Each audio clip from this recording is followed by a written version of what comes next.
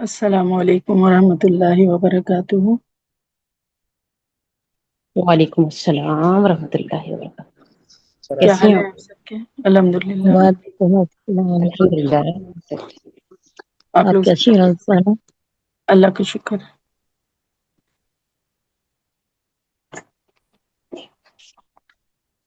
کرتے ہیں نحمدہ و نصلی علی رسولہ الکریم، اما بعد فاعوذ باللہ من الشیطان الرجیم، بسم اللہ الرحمن الرحیم، رب اشرح لی صدری ویسر لی امری واحلل عقدۃ من لسانی یفقہوا قولی۔ اللہم انی اسألک علما نافعا وعملا متقبلا ورزقا طیبا۔ اللهم أرنا الحق حقا وارزقنا اتباعه وأرنا الباطل باطلا وارزقنا اجتنابه، آمين يا رب العالمين۔ اللهم صل على محمد وعلى آل محمد كما صليت على إبراهيم وعلى آل إبراهيم إنك حميد مجيد، اللهم بارك على محمد وعلى آل محمد كما باركت على إبراهيم وعلى آل إبراهيم إنك حميد مجيد۔ آج ہم سورہ نحل شروع کریں گے۔ بسم اللہ الرحمن الرحیم۔ أتى أمر الله فلا تستعجلوه سبحانه وتعالى عما يشركون۔ صدق اللہ العظیم۔ اللہ کا حکم آ پہنچا ہے، اب اس کی جلدی نہ مچاؤ، تمام پاکی اس کے لیے ہے، وہ برتر ہے ان سب سے جنہیں یہ اللہ کے شریک بتلاتے ہیں۔ سورہ نحل، نحل کا مطلب ہوتا ہے شہد کی مکھی یا ہنی بی۔ 16 رکوع ہیں، اس میں 128 آیات ہیں اور مکی صورت ہے۔ ٹھیک ہے، بعض آیات سے اندازہ ہوتا ہے کہ مکی دور کے آخر میں یہ صورت نازل ہوئی ہے۔ اور اس کی جو آیت نمبر 41 ہے، سورہ نحل کی آیت نمبر 41، اس میں ہجرت کی طرف اشارہ پایا جاتا ہے، جس سے یہ اندازہ ہوتا ہے کہ جب یہ صورت نازل ہوئی تو اس وقت تک ہجرت حبشہ جو ہے وہ ہو چکی تھی۔ مرکزی مضمون جو ہے اس صورت کا، وہ ابتدا میں تذکیر بآلاء اللہ۔ یہ کیا ہوتا ہے تذکیر؟ تذکیر لفظ تو ذکر سے آپ سمجھ سکتے ہیں نا، تذکیر ریمائنڈر۔ یہ آلاء اللہ، وہ جو سورہ رحمان کی بار بار ریپیٹ ہونے والی آیت ہے، فَبِأَيِّ آلَاءِ رَبِّكُمَا تُكَذِّبَانِ، تو اس میں آلائی کا مطلب کیا ہوتا ہے؟ یہ اللہ کی قدرت کی نشانی، نعمتیں، اللہ کی جو نعمتیں ہیں۔ اللہ کی قدرت ہے۔ اچھا ٹھیک تو تذکیر بآلاء اللہ، اس کا مطلب کیا ہوگا؟ اللہ کی نعمتوں کے ذریعے یاد دہانی کروانا۔ ٹھیک ہے، جی۔ تو اس سورت کا، سورہ نحل کا جو ابتدائی حصہ ہے، اس میں ہمیں یہ پیٹرن نظر آئے گا، یہ طرز نظر آئے گا کہ اللہ کی نعمتوں کے ذریعے یاد دہانی کروائی گئی ہے۔ ٹھیک ہے، یعنی اللہ کی قدرتوں، اللہ کی نعمتوں، اللہ کی صلاحیتوں، اللہ کی خلاقی، اللہ کی صنائی کی طرف دیکھو اور اس کی رحمانیت اور کرم نوازی کا اندازہ لگانے کی کوشش کرو، تاکہ تمہارا تعلق، تمہارا بھروسہ، تمہارا ٹرسٹ تمہارے رب سے جڑے۔ اس کے بعد اس صورت میں شرک کی حقیقت جو ہے نا وہ بھی واضح کی گئی ہے، کہ جب سب کچھ اللہ ہی نے دیا ہے، کہ جب سب کچھ اللہ ہی نے بنایا ہے، تب یہ اللہ کا حق ہے کہ اس کا شکر ادا کیا جائے۔ اور یہ بھی اللہ کا حق ہے کہ تم ایک اللہ کو مانو اور اس کے ساتھ کسی کو شریک نہ مانو۔ پھر کہیں کہیں اس صورت میں جو ہے نا ہمیں انذار کا پہلو بھی ملتا ہے، انذار یعنی ایک وارننگ والی کیفیت بھی ملتی ہے۔ ٹھیک ہے، ایک ڈراوے والی کیفیت بھی ملتی ہے۔ خاص طور پر اس صورت کا آغاز تو ایک وارننگ کی صورت میں ہی ہو رہا ہے، ایک انذار والے انداز میں ہی ہو رہا ہے۔ تو اپنے آغاز کی مناسبت کے لحاظ سے یہ صورت ہے نا، سورہ نحل جو ہے سورہ ہجر سے جڑی ہوئی ہے، یا یوں کہہ لیں انٹرلاکڈ ہے۔ سورہ ہجر کون سی صورت تھی؟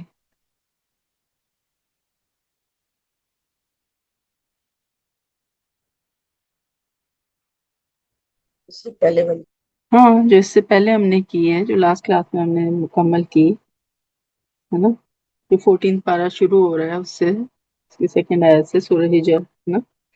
تو یہ سورہ ہجر جی، تو سورہ ہجر جو اس سے پہلے والی سورت تھی سورہ نحل سے، تو سورہ ہجر اور سورہ نحل سمجھے کہ انٹرلاکڈ ہیں، جڑی ہوئی ہیں.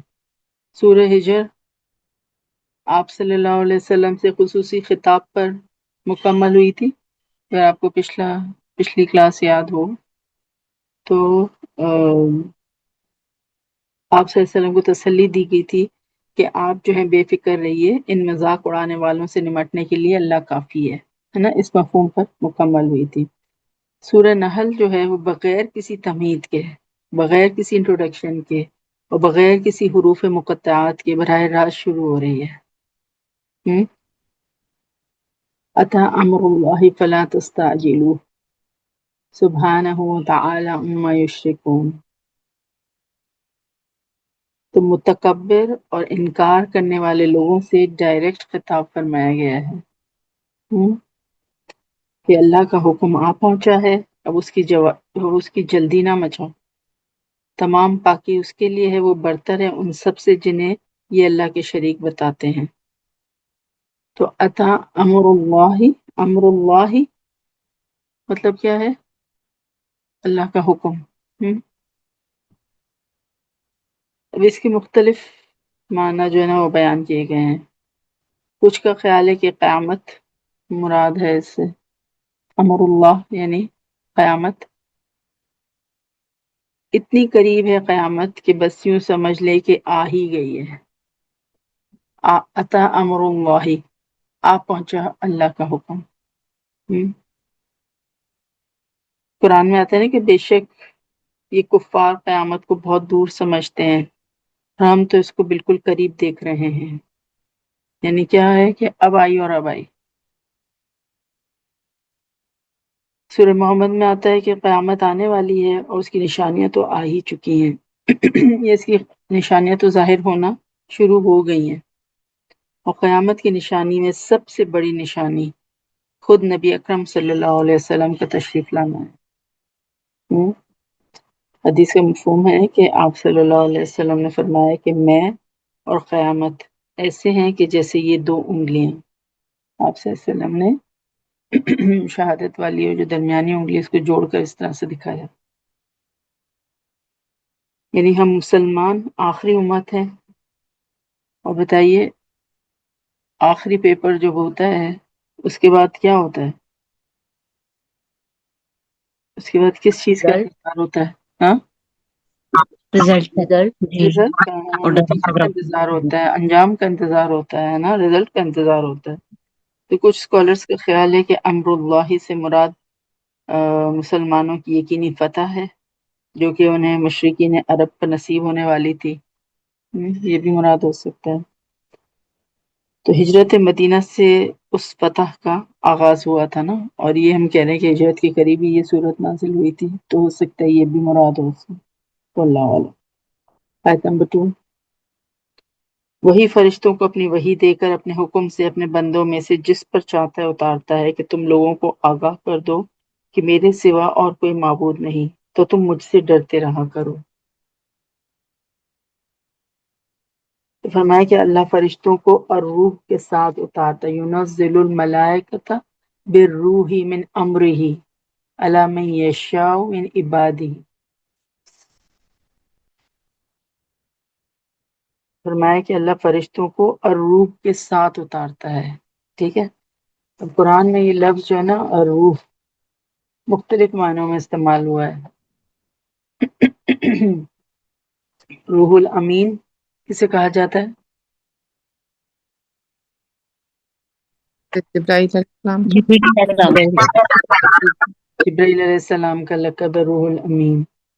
پھر انسان کی جو اسپرٹ ہے، یا جو انسان کی جو سول جس کو ہم کہیں، ہاں، یہ انسان کی روح کے لیے بھی یہ لفظ روح استعمال ہوتا ہے.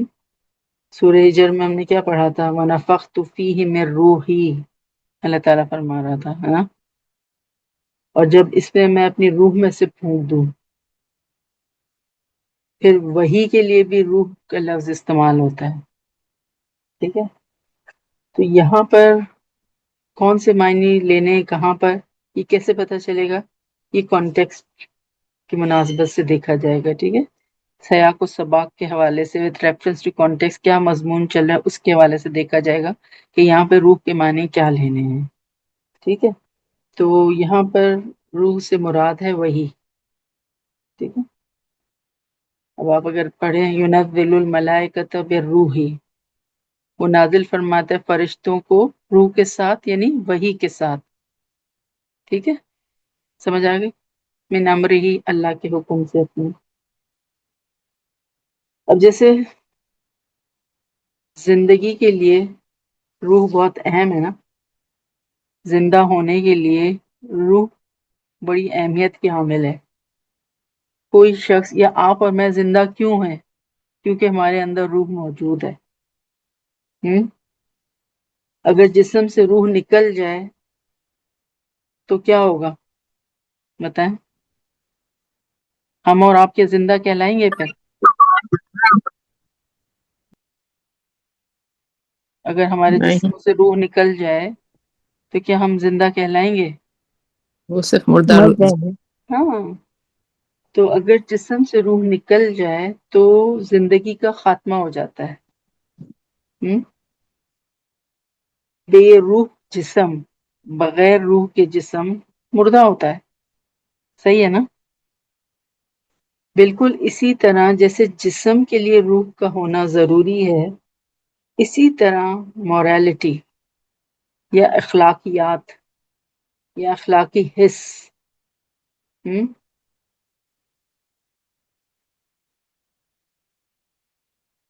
اخلاقی حیات کے لیے وحی کا ہونا بہت ضروری ہے.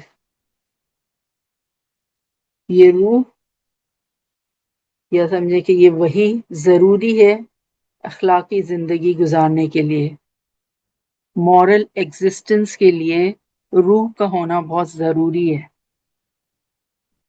یا وحی کا ہونا بہت ضروری ہے انسان کی مورل ایگزسٹنس کے لیے. ورنہ اگر صرف جسم ہی جسم ہے تو وہ تو ایک اینیمل ایگزسٹنس ہوگا نا، حیوانی زندگی ہوگی. اگر صرف جسم ہی کی ضرورتوں پر زندگی گزارے وہ تو ایک حیوانی زندگی ہوگی پھر. جی ہاں، تو پتہ یہ چلا کہ جسم کی زندگی روح سے ہے اور روح کی زندگی وحی سے ہے.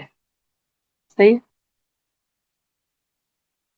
چاہے ہمارے جسم کی روح ہو یا ہماری روح کی غذا ہو، وہی جو ہے وہ دونوں کا سر چشمہ ہے، دونوں کا اوریجن ایک ہی ہے. ہماری روح کا زمین سے کوئی تعلق نہیں. یس، کیونکہ روح جو ہے وہ ربانی ہے. اللہ تعالیٰ نے کہا تھا جب مٹی کا پتلا تیار ہو گیا، وَنَفَخْتُ فِيهِ مِن روحی، فرشتوں سے کہا تھا جب میں اس میں اپنی روح میں سے پھونک دوں تم اس پہ سجدے میں گر جانا اس کے آگے. تو ہماری روح جو ہے وہ ربانی ہے، رب کی طرف سے آئی ہے، رب کے حکم سے آئی ہے، یوں کہہ لیں. ٹھیک، تو اس کا زمین سے کوئی تعلق نہیں ہے، یہ آسمان سے آتی ہے. صحیح ہے، یوں سمجھ لیں. اور وہی جو ہے، وہی سمجھتے ہیں نا کیا ہے وہی؟ وہی کا بھی اس مٹیریل ورلڈ سے، اس مادی دنیا سے کوئی تعلق نہیں ہے. صحیح ہے، یہ عالم الغیب کی چیز ہے. ایسا ہی ہے، آسمان سے وحی آتی ہے، فرشتے اس وحی کو لے کر اترتے ہیں. تو انسانی روح اور وحی یوں سمجھیے کہ یہ ایک ہی ہیں، یعنی مطلب اس طرح سے ایک ہے کہ یہ ایک ہی ملک کے دو شہری ہیں. آپ یوں سمجھ لیں، ایک ہی جگہ سے آئے ہیں نا ہماری روح اور وحی. صحیح ہے، کہ ایک ہی ملک کے دو شہری ہیں، دونوں آسمان سے آئی ہیں. روح بھی ابھی ہم نے کہا آسمان سے آئی ہے، وحی بھی آسمان سے نازل ہوتی ہے. تو ان دونوں کا آپس میں تعلق ہے، دے آر کنیکٹڈ. ان میں انسیت ہے، ان میں اپنائیت ہے، ان میں فیملیئرٹی ہے. کس میں؟ ہماری روح میں اور وحی میں، کیونکہ دونوں کا اوریجن ایک ہی ہے نا، ایک ہی جگہ سے آ رہی ہیں. ٹھیک ہے، ایک ہی جگہ سے آ رہی ہیں. جب میں کہوں تو اس کا مطلب یہ کہاں سے آ رہی ہیں؟ اللہ تعالیٰ کی طرف سے، اوپر سے. آسمان سے آ رہی ہیں. صحیح ہے. تو انسانی روح ایک طرح کی کشش محسوس کرتی ہے وحی کی طرف، اٹریکٹ ہوتی ہے انسان کی روح وحی کی طرف. یس. اب یہ الگ بات ہے کہ انسان نے اپنی فطرت کو مسخ کر دیا ہو، اپنی فطرت کو ڈسٹارٹ کر دیا ہو، اپنی روح کا گلا گھونٹ دیا ہو، تو that's a different story. Otherwise انسان کی روح اگر صحیح سالم ہے تو وہ فطرت کی وحی کی طرف اٹریکٹ ہوتی ہے، اس کو کشش محسوس ہوتی ہے. اللہ تعالیٰ نے ملائکہ کے ذریعے وحی کو نازل فرمایا اپنے رسولوں کی طرف. ان سب نے یہی پیغام دیا کہ کوئی الہ نہیں سوائے اللہ کے. لا الہ الا اللہ. روایت سے ہم کو پتہ چلتا ہے کہ اللہ تعالیٰ نے 1,24,000 پیغمبر بھیجے. ٹھیک ہے، مختلف اوقات میں 1,24,000 پیغمبر آئے. مختلف اقوام کے قصوں میں آپ دیکھیں تو ایک بڑی شخصیت کا پتہ ضرور چلتا ہے، جس سے کہ وہ قوم جو ہوتی ہے وہ اپنا تعلق قائم کرتی ہے. قرآن میں آپ دیکھیں تو صرف 26 یا 27 انبیاء کا ذکر ملتا ہے ہمیں. تو 1,24,000 پیغمبر میں سے صرف 26-27 کا ذکر قرآن میں موجود ہے. تو باقی کہاں گئے؟ باقی سب کہاں بھیجے گئے؟ تو واللہ عالم، اللہ نوز دا بیسٹ. یہ الگ بات ہے کہ لوگوں نے رسولوں کی تعلیمات کو بدل ڈالا، مسخ کر ڈالا، اور اس میں شرک کی آمیزش کر ڈالی، جس کی وجہ سے ہم آج پہچان نہیں پاتے. اس لیے یقین سے کچھ نہیں کہہ سکتے.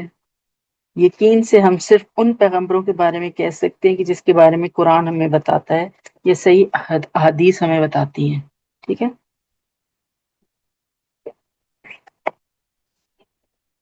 بہرحال اتنی تعداد میں پیغمبر جو ہیں. مولانا جی، اپنے 126 کا 1,24,000 پیغمبر تو پتہ نہیں چلا نا. ناہیلا آپ کچھ کہہ رہے ہیں؟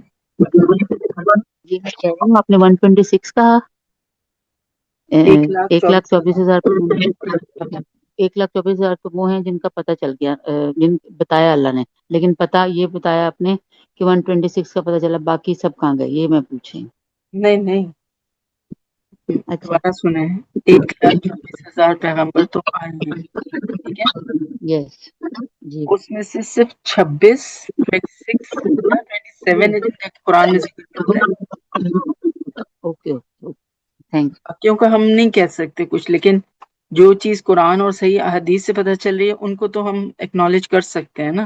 باقیوں کے بارے میں آئے تو ہیں، کیونکہ یہ فگر ہمیں ملتا ہے 1,24,000. بٹ کس قوم پر نازل ہوئے، کہاں ہیں، کیا ہے، ان کی تعلیمات کہاں ہیں، وہ سب اس کے بارے میں ابھی ہم کچھ بھی نہیں کہہ سکتے. واللہ عالم بالصواب. اللہ نوز. یس. جی. Is it clear? جی بالکل کلیئر. تھینک ٹھیک ہے.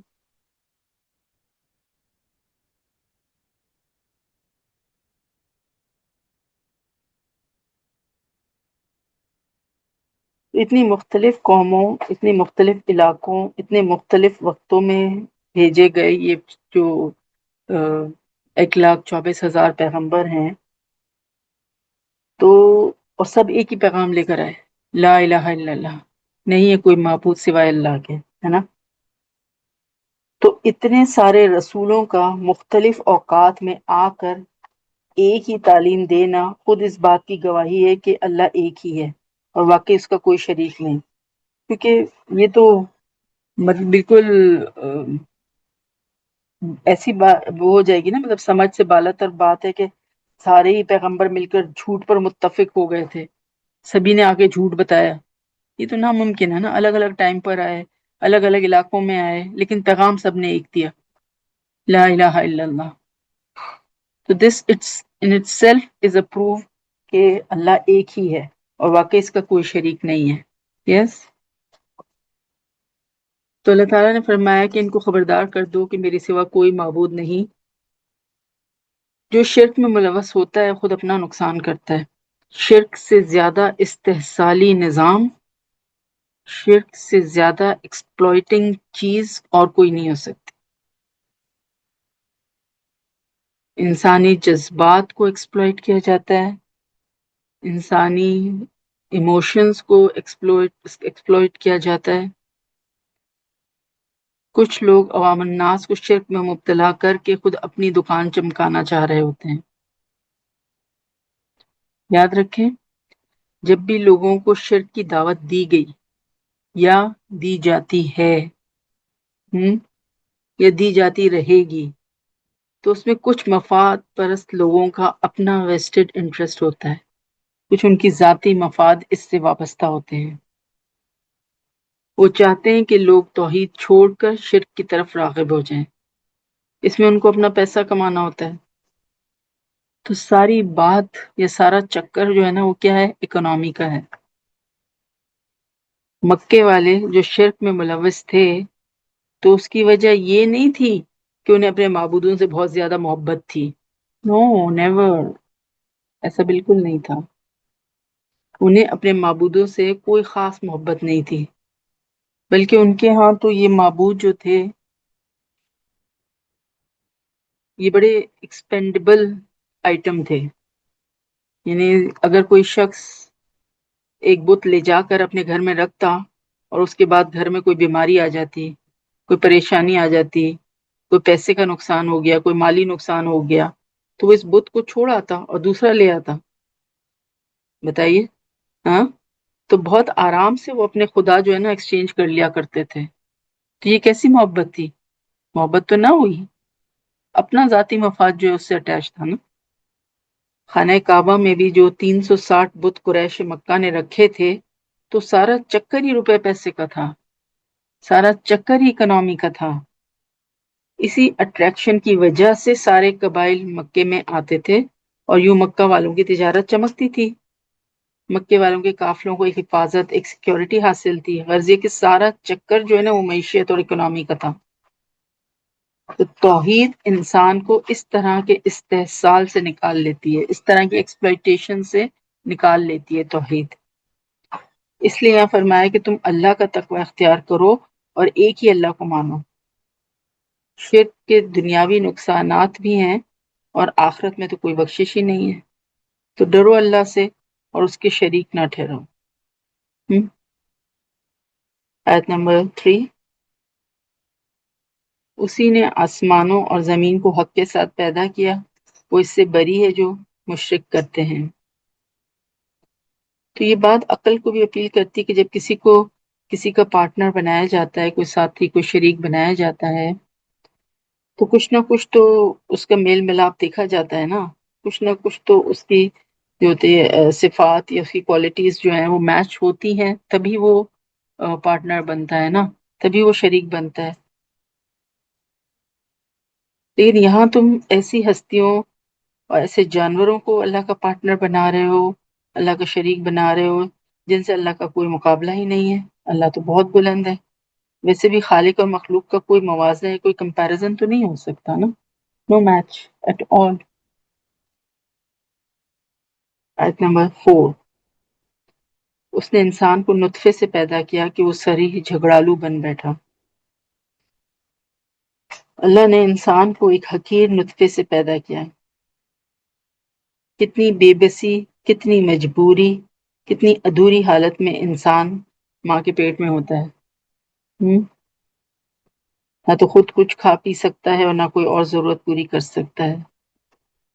اللہ کا کرم اور فضل ہوتا ہے تو انسان کو زندگی کی نعمت سے نوازا جاتا ہے. اللہ نے انسان کو خود مختاری دی، انڈیپینڈنٹ بنایا، بولنے کی طاقت دی اور زبردست کوالٹی ہے قوت بیان عطا فرمائی. اب اس زبردست خوبی کو غلط طور پر استعمال کرتا ہے، خصیم اور مبین بن جاتا ہے. اچانک جھگڑنے والا. تو واقعی میں اتنی تیزی سے انسان انا پرست ہو جاتا ہے، یہ جھگڑے پر آمادہ ہو جاتا ہے، تو بہت بڑی ذمہ داری ہے یہ قوت بیان، یعنی بولنے کی طاقت جو ہے انسان کی، بہت بڑی ذمہ داری ہے اس پر. لہذا انسان کو چاہیے کہ اس کے بارے میں محتاط رہے، زبان کے استعمال میں احتیاط برتے. اکثر جھگڑے جو زبان کے غلط استعمال کی وجہ سے ہی تو ہوتے ہیں. انسان جہنم کی گہرائیوں میں زبان کے غلط استعمال ہی کی وجہ سے گرتا ہے. حدیث کا مفہوم ہے زبان ہی کی کھیتیاں ہیں کہ جو انسان کو اوندھے منہ جہنم میں گرائیں گی. ہم کسی بھی بات کو بڑا معمولی سمجھ کر منہ سے نکال دیتے ہیں، لیکن اس کے بڑے ہی فار ریچنگ کانسیکوینسز ہوتے ہیں، بہت ہی دور رس اثرات ہوتے ہیں جو شاید ہم ریئلائز نہیں کرتے. اس لیے انسان بہتر ہے کہ پہلے تولے پھر بولے. استاد احمد کی روایت ہے، آپ صلی اللہ علیہ وسلم نے فرمایا 4 عادتیں ایسی ہیں کہ اگر وہ تم کو نصیب ہو جائے تو پھر جو بھی دنیا ہاتھ سے نکل جائے تو کوئی مذائقہ نہیں. یعنی کیا مطلب ہوا کہ ان 4 عادتوں کے علاوہ اگر کچھ بھی اور تمہارے پاس نہ ہو تو بھی کوئی غم نہیں ہے، بس یہ 4 عادتیں ہوں تو سمجھو گے you are the richest person of the world. Yes. وہ 4 عادتیں کیا ہیں؟ نمبر 1، امانت کی حفاظت. اور یہ بڑی بات ہے کہ امانت میں خیانت نہ کریں. دیکھنے، سننے، بولنے میں امانت کا خیال، اور مادی چیزوں میں بھی امانت کا خیال رکھیں. پہلی ہے امانت کی حفاظت. دوسرا ہے باتوں میں سچائی. جب بولے سچ بولے. نمبر 3، حسن اخلاق، خوش اخلاق ہو، ویل مینرڈ ہو. نمبر 4، کھانے میں احتیاط و پرہیزگاری، یعنی حرام میں منہ نہ مارے. اور بہقی میں روایت ہے 3 چیزیں منجیات کس کہتے ہیں؟ نجات دینے والی. 3 چیزیں نجات دینے والی ہیں اور 3 چیزیں مہلکات ہیں. مہلکات یعنی کہ ہلاک کرنے والی. ہلاک کرنے والی چیزیں مہلکات ہیں. ٹھیک ہے، تو پہلے ہم نجات دینے والی چیزیں دیکھ لیتے. منجیات جو ہے نا 3 چیزیں ہیں جو کہ نجات دینے والی ہیں. نمبر 1 اس میں اللہ کا خوف. ٹھیک ہے، اور کیسا خوف؟ ظاہر اور باطن دونوں میں اللہ کا خوف. سیکنڈ، حق بات کہنا. کس وقت حق بات کہنا؟ چاہے خوشی ہو چاہے غم ہو. نمبر 3، میانہ روی رکھنا. کب؟ خوشحالی میں بھی اور تنگ دستی میں بھی، یعنی ایکسٹریمز آف ایٹیٹیوڈ سے بچنا. ٹھیک ہے. پھر مہلکات یعنی کہ جو ہلاک کرنے والی 3 چیزیں وہ کیا ہے؟ وہ خواہش نفس جس کی پیروی کی جائے. نمبر 2، وہ بخل جس کی اطاعت کی جائے. بخل یعنی کنجوسی، یعنی زندگی کا روٹین بنا لیا جائے نا بخیلی کو، اس سے بچنا ہے، وہ ہلاک کرنے والے ہیں. نمبر 3 از خود پسندی کی عادت، عجب یا سیلف سینٹرڈ ہونا، صرف اپنے بارے میں ہی سوچنا. اور یہ سب سے زیادہ سخت ہے. اس کے بارے میں آپ صلی اللہ علیہ وسلم نے فرمایا ہوا اشد، یہ بہت سخت، سب سے زیادہ ہلاکت میں ڈالنے والی چیز یہ ہے کہ انسان جو ہے نا کہ خود اپنا ہی دیوانہ بنا رہے.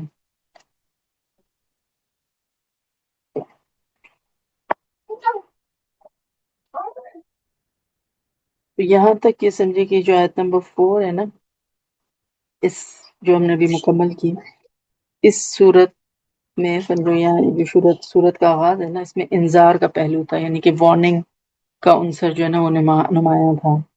اب آگے جو ہے وہ اللہ کی نعمتوں کا ذکر آ رہا ہے، جو ہم نے کہا نا تذکیر بآلاء اللہ. آیت نمبر 5 and 6. اسی نے چوپائے پیدا کیے جن میں تمہارے لیے گرمی کے لباس ہیں اور بھی بہت سے نفع ہیں، اور بعض تمہارے کھانے کے کام آتے ہیں. آیت نمبر 5 میں جو لفظ ہے یہ دفء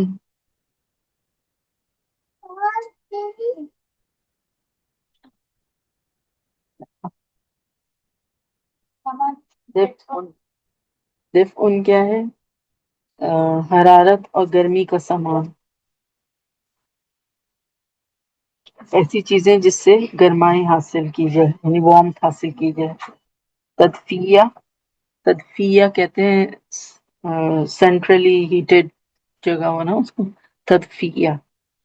اور دفن چوپائے کے بالوں اور اون کو بھی کہتے ہیں، کیونکہ انہی سے سویٹر شالز وغیرہ بنی جاتی ہیں.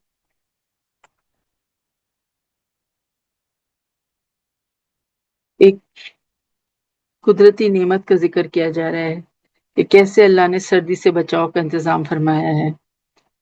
حقیقت بھی یہی ہے کہ انسان جتنا آرام قدرتی چیزوں سے پاتا ہے اتنا آرام مصنوعی چیزوں میں نہیں ملتا. یس، آپ نائلون پہنے، آپ ایکریلک پہن لیں، لیکن جو آرام آپ کو سوتی کپڑوں میں یا کاٹن کے لباس میں یا جو پیور سلک ہوتا ہے اس میں ملتا ہے، وہ کسی اور آرٹیفیشل فیبرک میں نہیں ہوتا ہے نا. اسی طرح آپ روئی سے بھرا ہوا لحاف اوڑھیں یا روئی کے گدے پر سوئیں تو وہ آرام فوم کے گدے پر نہیں مل سکتا.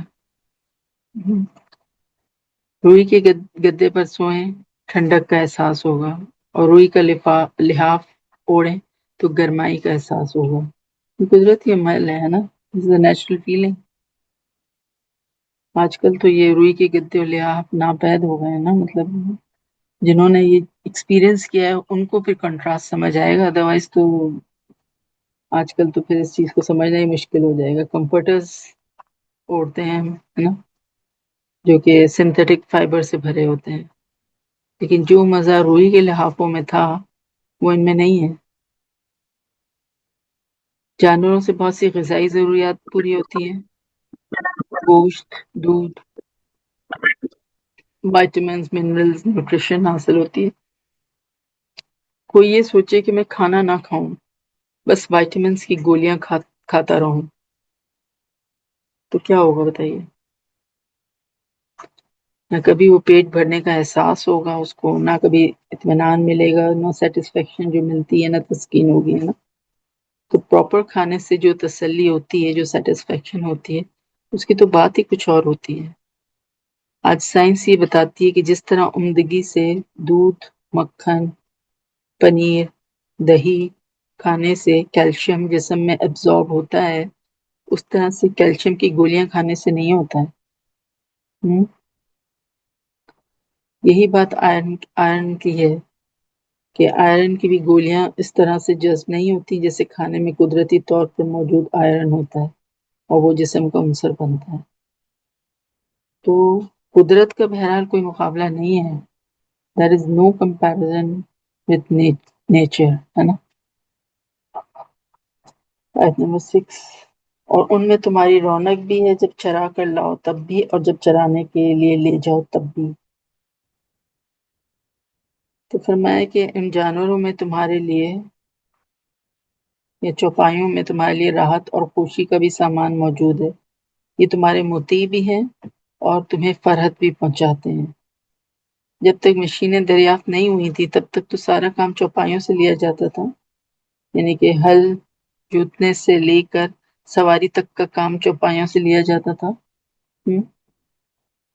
جن کے پاس جتنے زیادہ مویشی ہوتے تھے، یعنی گائے، بھینس، گھوڑے، گدھے ہوتے تھے، اتنا ہی وہ مالدار سمجھا جاتا تھا. بالکل جیسے آج الیکٹرانک گیجٹس ہیں، جس کے پاس جتنے زیادہ الیکٹرانک گیجٹس ہیں اتنا ہی زیادہ وہ پر آسائش زندگی گزارتا ہے. یہ جو دو لفظ ہیں آیت نمبر 6 میں، تریحونا اور تسرحونا. تریحونا شام کو گھر واپس آنا، اور تسرحونا سین روحا کھولنا، جانوروں کا صبح کے وقت چراگاہوں یا پیسچرز کی طرف جانا. تو بہت ہی خوبصورت منظر ہوتا ہے جب سینکڑوں کی تعداد میں یہ جانور جو ہیں چراگاہوں کی طرف چلے جا رہے ہوں، یا وہاں بکھرے ہوئے چر رہے ہوں، یا وہاں چراگاہوں سے واپس اپنے ٹھکانے کی طرف آ رہے ہوں. بہت ساری پینٹنگز آپ دیکھیں ان مناظر کی عکاسی کرتی ہیں. تو آپ یوں سمجھیے کہ یہاں پر جو ہے نا ایک ایستھیٹک سینس ہے جس کو کہ ابھارا جا رہا ہے، حس لطیف ہے ہمارے اندر جس کو کہ اللہ تعالیٰ جو ہے نا بیدار کرنا چاہتا ہے. کہ دیکھو یہ کتنا خوبصورت منظر ہوتا ہے، تم کو کتنا اچھا لگتا ہے. آل دس از پاسبل بیکاز آف اللہ. آیت نمبر 7.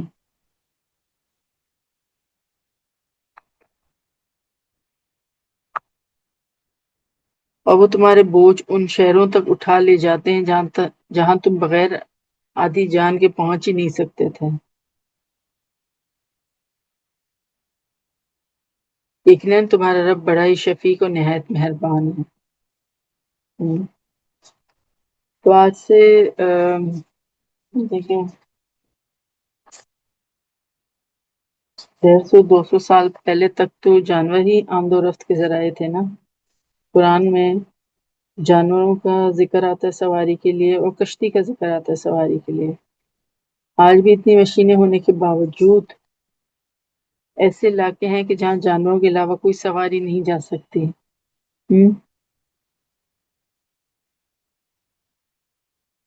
ناردرن ایریاز میں آپ دیکھیں گے جب وہ زلزلے وغیرہ کی کیفیت ہوتی ہے تو اس دوران سامان کی ترسیل جو ہوتی ہے پہاڑوں پر بھی جانوروں ہی کی مدد سے کی گئی تھی، یہ کی جاتی ہے. آیت نمبر 8. والخیل والبغال والحمیر، گھوڑوں، خچروں اور گدھوں کو اس نے پیدا کیا کہ تم ان کی سواری لو، اور وہ باعث زینت بھی ہیں. اور بھی وہ ایسی بہت چیزیں پیدا کرتا ہے جن کا تمہیں علم بھی نہیں.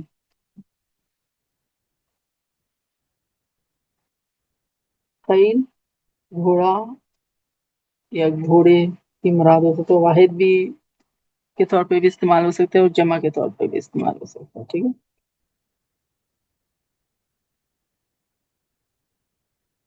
بغال واحد، اس کا بغال جمع ہے، اور بغل واحد. خچر کو کہتے ہیں میول. حمیر جمع ہے، حمار واحد ہے، حمار کہتے ہیں گدھے کو. اب یہاں پر جو ہے وہ جانوروں کو جو ذکر کیا گیا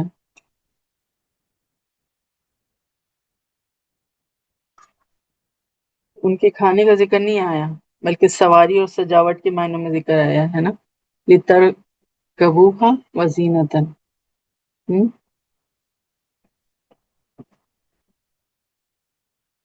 تو گدھا اور خچر تو بالکل ہی نہیں کھا سکتے. گھوڑے کے بارے میں اختلاف ہے کہ وہ حرام ہے یا حلال ہے. امام ابو حنیفہ رحمۃ اللہ علیہ کے نزدیک گھوڑا جو ہے وہ مکروہ ہے. اب سواری جو ہے، ہم نے کہا نا سواری اور زینت کی بات کی گئی ہے نا. تو سواری تو ضرورت ہے، اور زینت کیا ہے؟ وہ خواہش ہے. سجاوٹ جو ہے وہ ضرورت تو نہیں ہوتی، وہ خواہش آتی ہے نا. تو اگر شریعت کے دائرے میں رہتے ہوئے ضرورت کے ساتھ ساتھ خواہش کو پورا کرنے کا بھی اہتمام کر لیا جائے تو کوئی مذائقہ نہیں ہے. خوبصورتی یا سجاوٹ اسلام میں ناپسندیدہ تو نہیں ہے، بلکہ انسان کا دل خوش ہوتا ہے اور اللہ کی نعمت کا اظہار ہوتا ہے. ہاں، تکبر، فخر، غرور کے طور پر چیزیں نہیں استعمال ہونی چاہیے. اگر اسی کو آج کے حالات پر رکھ کر دیکھیں تو آج کل جانوروں کے علاوہ بھی اور سواری کے ذرائع ہیں. آگے فرمائے کہ وہ ایسی بہت سی چیزیں بھی پیدا کرتا ہے جو تم نہیں جانتے ہیں. ہاں وَيَخْلُقُ مَا لَا تَعْلَمُونَ، وہ تخلیق فرماتا ہے جو تم نہیں جانتے.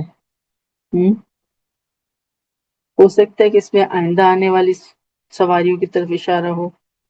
یعنی سواری اور زینت کے اور ذرائع بھی پیدا ہوں گے. اسکالرس کہتے ہیں کہ شاید میں آج کے تمام ذرائع آمد و رفت جو ہے نا وہ اس میں انکلوڈ ہو گئے ہیں. صحیح ہے. اب جیسے آج بھی ایسے ہو سکتے ہیں مینز ہوں ٹرانسپورٹ کے کہ جو آگے چل کے وہ آ جائے اور ہم آج اس کے بارے میں سوچ بھی نہیں سکتے، لیکن اللہ کے تو علم میں ہے نا.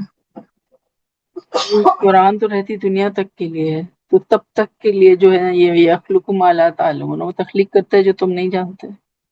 کیا کیا آئیڈیاز اللہ برین میں جو ہے نا جنریٹ کر دے، یو نیور نو.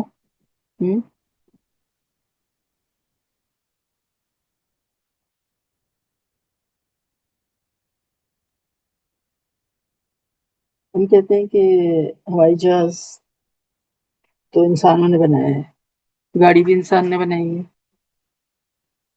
تو اس کا جواب یہ ہے کہ جو بھی ایجادات ہوتی ہیں، جو بھی ڈسکوریز ہوتی ہیں، جو بھی انوینشنز ہوتی ہیں، وہ قدرت کے اصولوں کو سامنے رکھ کر ہی ممکن ہوتی ہیں. قدرت کے قوانین جو ہوتے ہیں ان کو ہی سامنے رکھ کے کوئی انوینشن، کوئی ایجاد ہوتی ہے. ایرو ڈائنامکس کے اصول ہوں یا جو کوئی بھی جس طرح کے بھی اصول ہوں جو بنانے کے لیے یوز کیے جاتے ہیں، تو اصل میں تو بنانے والا اللہ ہی ہے نا.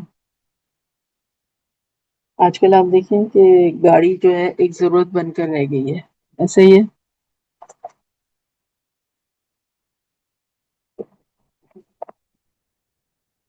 اسلام جو ہے وہ ایسا الجھاؤ پیدا نہیں کرتا، ایسا کنفیوژن پیدا نہیں کرتا کہ بس تم اس قیمت تک کی گاڑی رکھ سکتے ہو. ایسی کوئی پابندی نہیں ہے.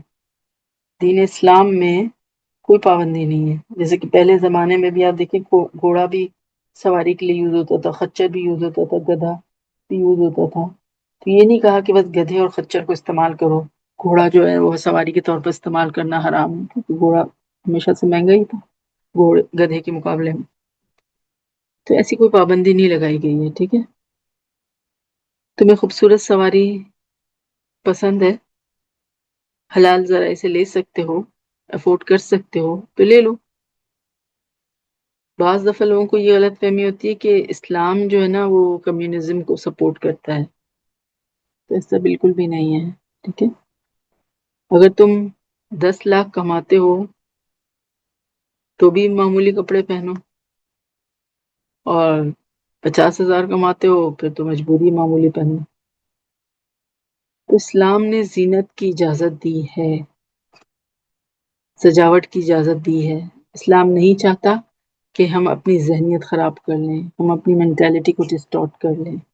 اور جیسے ہی کوئی خوبصورت چیز کسی کے پاس دیکھی تو فوراً فتویٰ دے دیا کہ یہ تو متقی نہیں ہو سکتے. اگر کسی کے پاس کم پیسہ ہے تو چھوٹی گاڑی خرید لے، کسی کے پاس بہت پیسہ ہے تو وہ مرسیڈیز خرید لے. اس سے زیادہ پیسہ ہے تو اپنا چارٹرڈ ایئر کرافٹ خرید لے. اللہ نے تو منع نہیں کیا، تو کوئی لمٹ نہیں رکھی گئی ہے. لیکن اگر آپ کسی کو رولز رائس میں بیٹھا دیکھیں تو یہ نہیں کہیں گی کہ بھئی یہ تو دیندار ہو ہی نہیں سکتے، یہ کہاں سے متقی ہوں گے. لیکن سوری ٹو سے ہمارے ہاں یہ مزاج بس گیا ہے. دوبارہ ریجوائن کیجیے please, then we continue. Please ریجوائن.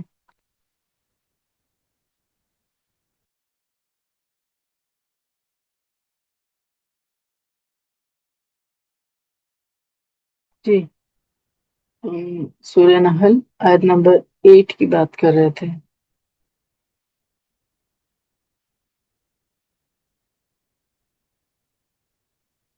اسلام نے اس طرح کی کوئی لمٹ نہیں رکھی. آپ جتنا افورڈ کر سکتے ہیں کمفرٹیبلی آپ ضرور وہ ضروریات بھی پوری کریں، اور ضرورت کے ساتھ ساتھ زینت کا جو اسپیکٹ ہے یعنی سجاوٹ کا یا خوبصورت ہونے کا تو وہ بھی آپ یوز کر سکتے ہیں ود ان یور لمٹس. ٹھیک ہے، اس میں کوئی دکھاوا وہ نہیں ہونا چاہیے، شو آف، فخر، غرور، تکبر.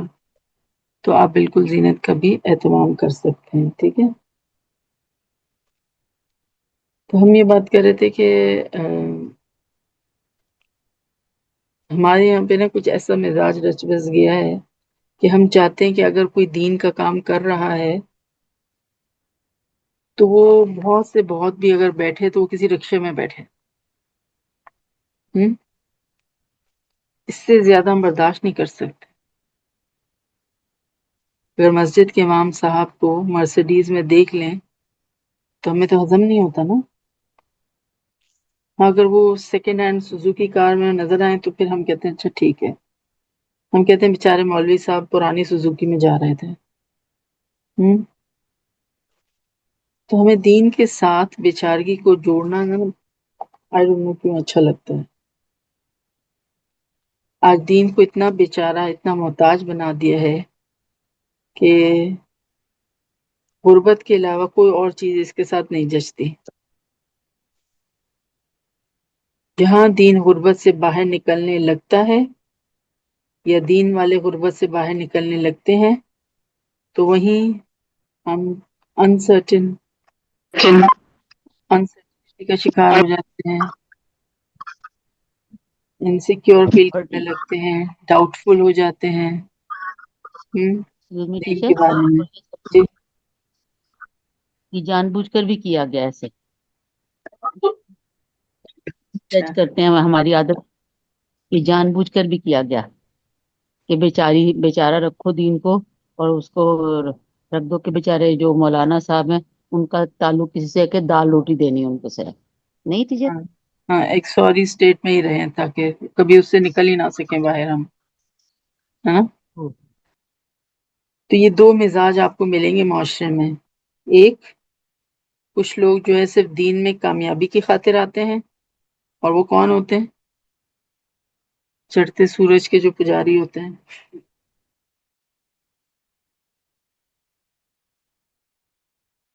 منافق. وہ صرف کامیابی کی خاطر دین سے اٹیچ ہوتے ہیں، کامیابی نہیں ملتی تو وہ لوٹ جاتے تھے. اور اس کا ذکر ہم کو قرآن میں کافی جگہوں پہ ملتا ہے. سیکنڈ طرح کے لوگ جو ہوتے ہیں وہ کون ہوتے ہیں؟ اور یہ جو سیکنڈ طرح کا جو مزاج ہے نا اس کا آغاز جو ہے نا خارجائٹس سے ہوا تھا. بہت ایکسٹریم ریجڈ تھے، بہت ہی ایکسٹریمسٹ تھے. یہ مزاج آج بھی پایا جاتا ہے. سمجھے کہ یہ منافق کے بالکل برعکس مزاج ہے. منافق کیوں آتا ہے دین میں؟ کامیابی کے ساتھ جڑنا چاہتے ہیں. اور یہ جو ایکسٹریمسٹ ہوتے ہیں یہ کون ہوتے ہیں؟ یہ صرف ناکامی کے لیے آتے ہیں. جب کامیابی ملتی ہے تو گھبرا جاتے ہیں، پلٹ جاتے ہیں. وہ کہتے ہیں کہ how can Islam be successful? No no, this is something wrong, this is something fishy. وہ ہٹ جاتے ہیں دین سے. اسلام کے ساتھ کامیابی نہیں جڑ سکتی اکارڈنگ ٹو دیم. اگر کوئی دین میں کامیاب ہو رہا ہے تو ضرور وہ کہتے ہیں کوئی چکر ہے، کوئی گڑبڑ ضرور ہے. Some thing going wrong some where. کہیں کمپرومائز ہو رہا ہے، کہیں حرام کو حلال کیا ہوگا. اسلام ہمیں ایک نارمل رہن سہن سکھاتا ہے.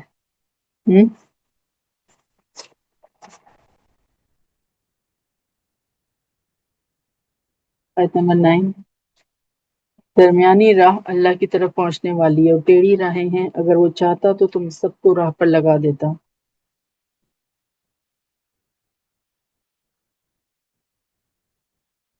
اللہ تعالیٰ نے سیدھا راستہ بھی دکھا دیا اور ٹیڑھے راستوں کی بھی نشاندہی کر دی. صراط مستقیم بھی دکھا دیا اور جو ٹیڑھے راستے ہیں ان کو بھی پن پوائنٹ کر دیا. اب چوائس ہمیں دے دی، اپنی عقل، اپنا اختیار استعمال کرو. پھر ہم سے کہہ دیا گیا ہے کہ قرآن میں اور جو کوئی چاہے اپنے رب کی طرف کا راستہ اختیار کرے. تو ہم اللہ کا پیغام لوگوں تک پہنچا دیں، اللہ کا راستہ بتا دیں. مختلف جانوروں کا ذکر آیا کہ ہر جانور کسی نہ کسی مقصد سے پیدا کیا گیا ہے نا. اسی طرح انسان بھی بے مقصد نہیں بنایا گیا ہے. جانوروں کا جہاں تک تعلق ہے وہ خود اپنی منزل کا تعین نہیں کر سکتے کہ مجھے جانا کس طرف ہے. جانوروں کا مالک ان کی رہنمائی کرتا ہے، ان کو ان کی منزل کی طرف لے جاتا ہے. ایسا ہی ہے نا. بالکل اسی طرح سے اللہ تعالیٰ نے ہمیں بنایا، لیکن ہمیں خود سے معلوم نہیں تھا کہ ہمارا مقصد کیا ہے، ہماری منزل کیا ہے. اللہ نے ہمیں بتایا اور رہنمائی فرمائی کہ کس طرف تمہیں جانا ہے. کبھی بھی کوئی مالک نہیں چاہتا کہ اس کا جانور ہلاک ہو جائے، ہے نا. تو اسی طرح اللہ تعالیٰ جو کہ ہمارا مالک ہے وہ کبھی نہیں چاہے گا کہ ہم ہلاک ہو جائیں. اللہ چاہتا ہے کہ ہم ہدایت کا راستہ اختیار کریں، لیکن اس میں زور زبردستی نہیں ہے. خود ہمیں اپنی مرضی سے، اپنے ارادے سے، اپنی چوائس سے یہ ہدایت کا راستہ اختیار کرنا ہو. دنیا کے راستے تو انسان اپنی عقل سے تلاش کر لیتا ہے، ہاں، لیکن جو جنت کا راستہ ہے وہ عقل سے نہیں پا سکتے. اس کے لیے وہی ضروری ہے. اس لیے فرمائے کہ اللہ چاہتا تو تم سب کو زبردستی ہدایت دے دیتا. اللہ کے لیے کام کچھ مشکل نہیں ہے، لیکن اللہ یہ نہیں چاہتا کہ کسی کو زبردستی ہدایت دے. وہ چاہتا ہے کہ تم اپنی عقل استعمال کرو، تم اپنی چوائس سے یہ راستہ خود اختیار کرو.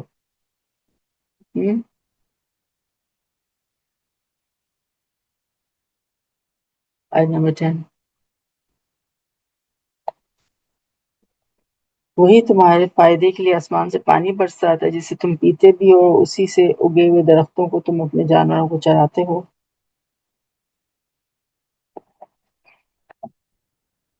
پانی اور بارش کا ذکر فرمایا.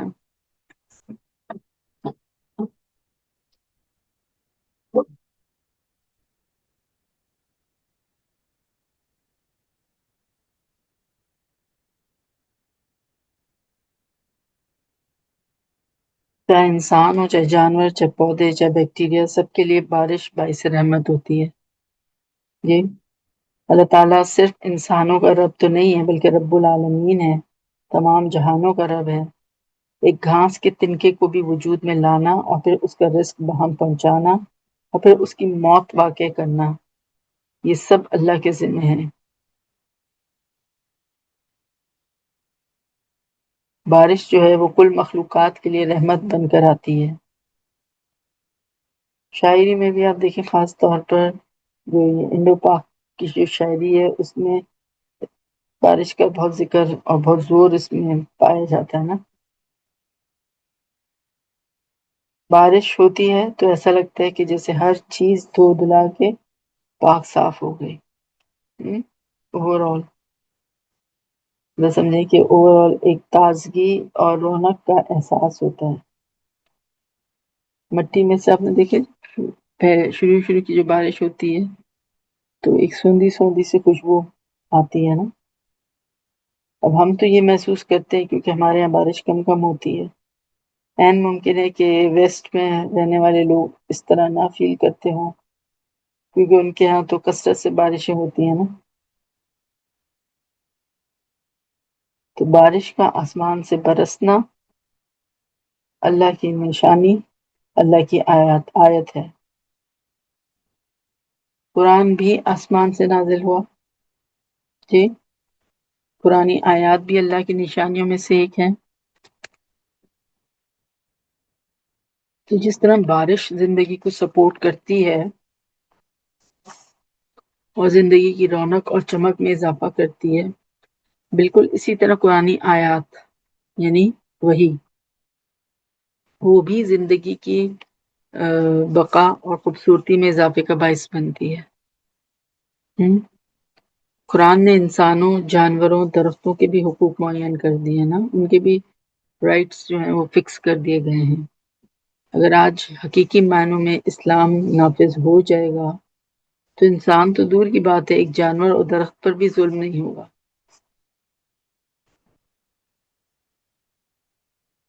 حضرت عمر رضی اللہ تعالیٰ عنہ کے زمانے میں جو پولیس ڈپارٹمنٹ قائم کیا گیا تھا، تو جو پولیس کی دیگر ذمہ داریوں میں سے ایک ذمہ داری یہ بھی تھی کہ وہ اس بات کا خیال رکھیں کہ لوگ جو ہیں وہ جانوروں پر زیادہ بوجھ تو نہیں لاد رہے ہیں۔ مطلب صحیح معنوں میں کرولٹی ٹو اینیملز کو ایڈریس کیا گیا تھا، تو اس کا بھی خیال رکھا جاتا تھا اور اس کی بھی سزا دی جاتی تھی۔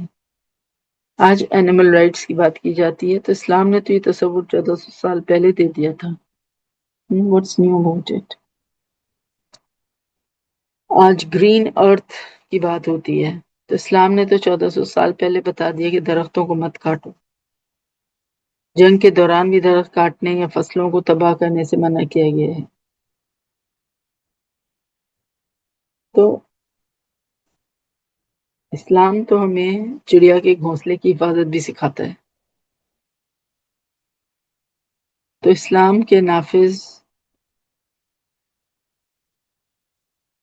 نافذ ہونے سے ایک چڑیا بھی اپنے گھونسلے میں محفوظ رہے گی، غرض یہ کہ ہر طرح سے خوشحالی آئے گی اور نعمتوں اور برکتوں کا نزول ہوگا۔ آیت نمبر 11، اسی سے وہ تمہارے لیے کھیتی اور کھجور اور انگور اور ہر قسم کے پھل اگاتا ہے، دھیان دینے والوں کے لیے تو اس میں بڑا ہی نشان ہے۔ بارش کے ہونے سے نباتات اگی اور کیسے کیسے پھل اللہ نے دیے ہیں، تو پتہ چلا کہ زندگی سے مزہ، زندگی سے لطف اٹھانا منع نہیں ہے۔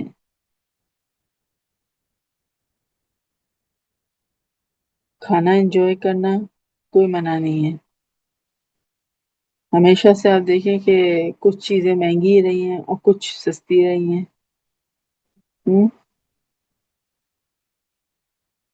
انگور جیسے نازک، یہ پیریشیبل فروٹس، یہ ہمیشہ سے مہنگے ہی رہتے ہیں۔ تو اللہ چاہتا تو حرام کر دیتا کہ مہنگا پھل نہیں کھا سکتے، لیکن ایسا تو نہیں کیا، کیونکہ اسلام کا مزاج ہی نہیں ہے نا۔ اللہ نے جو چیزیں حلال کی ہیں تو حلال کمائی سے ان کو خریدو اور انجوائے کرو۔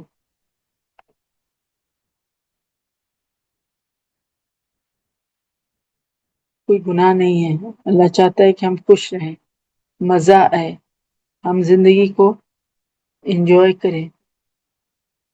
اللہ تعالیٰ یہ نہیں چاہتا کہ ہماری زندگی جو ہے نا وہ روکھی پھیکی اور بے مزہ جو ہے وہ گزرے، یا ہماری زندگی ہم پر مصیبت و بوجھ بن کر گزرے، ہرگز نہیں۔ ٹھیک ہے، شریعت نے ہر اس خواہش کی گنجائش رکھی ہے جو ہماری فطرت کو مسخ نہ کر دے۔ لوگ نعمتیں استعمال کر کے بھی اللہ کے قریب ہوتے ہیں۔ آپ ٹھنڈا پانی پئیں یا کوئی ٹھنڈا میٹھا فروٹ کھائیں تو دل کی گہرائیوں سے اللہ کا شکر نکلتا ہے۔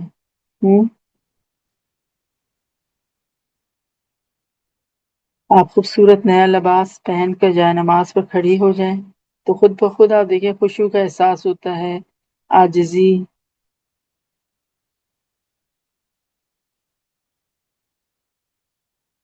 تو لوگ شوق سے، آپ نے دیکھا ہوگا کہ رمضان کے لیے جو ہے نا کپڑے سلاتے ہیں کہ طاق راتوں میں پہنیں گے، تو ضرور پہنیں، کوئی تقوی کے خلاف بات نہیں ہے۔ یہ منع کیا ہے؟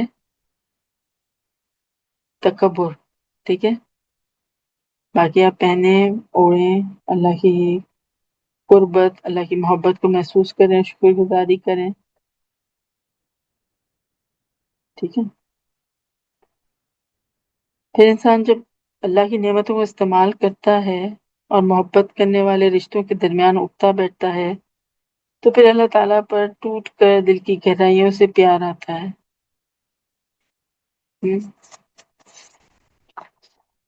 واقعی میں وہ ایک پرخلوص شکر ہوتا ہے جو انسان کے دل کی گہرائیوں سے نکلتا ہے کہ اللہ نے میرا کتنا خیال رکھا ہے. تو یہ تو اس میں کوئی دو باتیں نہیں ہیں کہ واقعی میں اللہ تعالیٰ ہمیں بڑا پیمپر کرتا ہے، اس دنیا کو ہمارے لیے سجا دیا ہے. تو جب انسان اللہ کی نعمتوں کو استعمال کرتا ہے تو پھر ایز اے ریئیکشن کے طور پر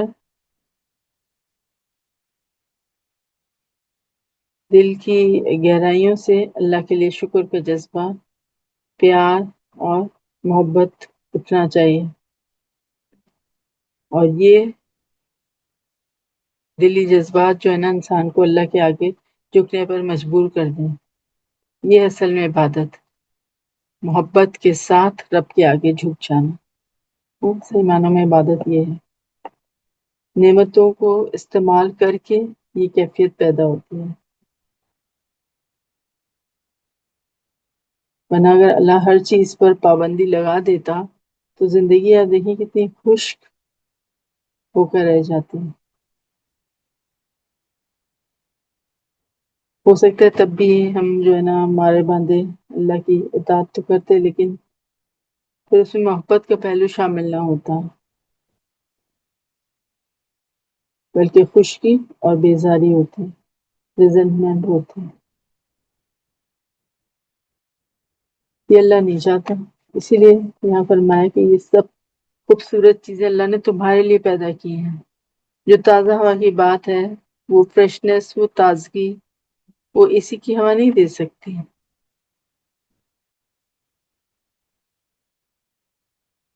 کوئی مقابلہ ہی نہیں ہے. اسی طرح کوئی ایئر فریشنر کسی پھول کی خوشبو کا مقابلہ کر سکتا ہے؟ بتائیے، نہیں کر سکتا. قدرت کا تو کوئی ثانی نہیں ہے. پھلوں کا مزہ کبھی بھی کوئی آرٹیفیشل ایسنس میں نہیں آ سکتا.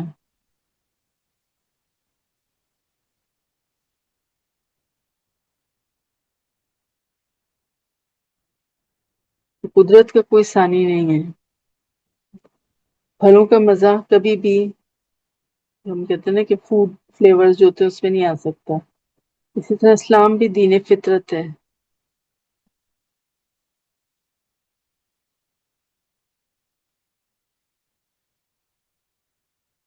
تو اسلام دین فطرت ہے. ہوتا یہ ہے کہ مثال کے طور پر ایک شخص کو تصور میں لائیے جس کی زندگی میں کبھی قرآن نہیں برسا، اس کی ذہنیت کو ہم کیسے سمجھیں گے؟ مطلب قرآن کبھی اس کے کانوں سے گزرا ہی نہیں، نہ اس نے کبھی قرآن پڑھنے کی توفیق حاصل کی، نہ ترجمہ پڑھا، نہ تفسیر پڑھی، قرآن ہی نہیں پڑھتا.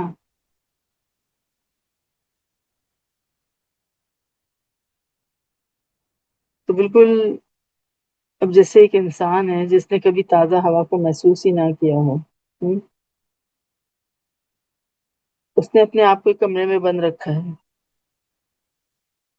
اس کمرے میں جہاں 24 گھنٹے اے سی چلتا رہتا ہے،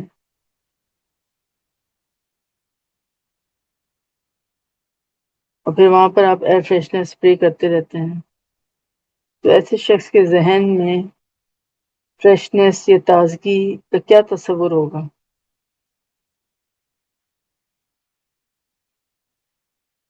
جب تک تازہ ہوا اور پھولوں کی خوشبو سے ایکسپوز نہیں ہوگا تب تک وہ تازگی کا مطلب اور احساس سمجھ نہیں سکتا. اسی طرح ہم جب تک اپنے آپ کو اپنی ذات کے خول میں بند کر کے رکھتے ہیں تب تک ہم قرآن کی تاثیر کو محسوس نہیں کر سکتے، سمجھ نہیں سکتے.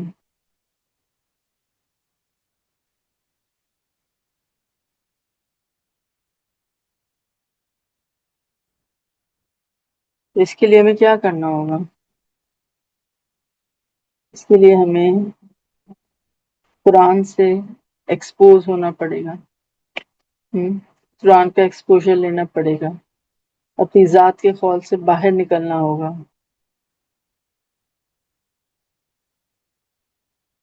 اپنی انا کو پیچھے چھوڑنا ہوگا.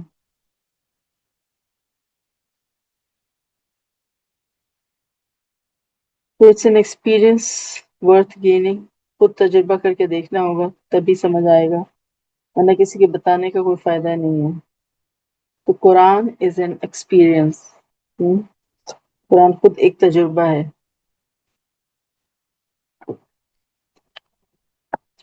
آپ کو اگر اس کی رحمتوں اور برکتوں کا اندازہ لگانا ہے تو خود قرآن سے جڑنا پڑے گا.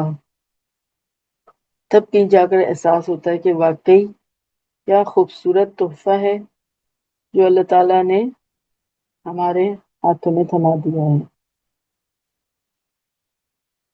12 اسی نے رات دن اور سورج چاند کو تمہارے کام میں لگا رکھا ہے اور ستارے بھی اسی کے حکم کے ماتحت ہیں.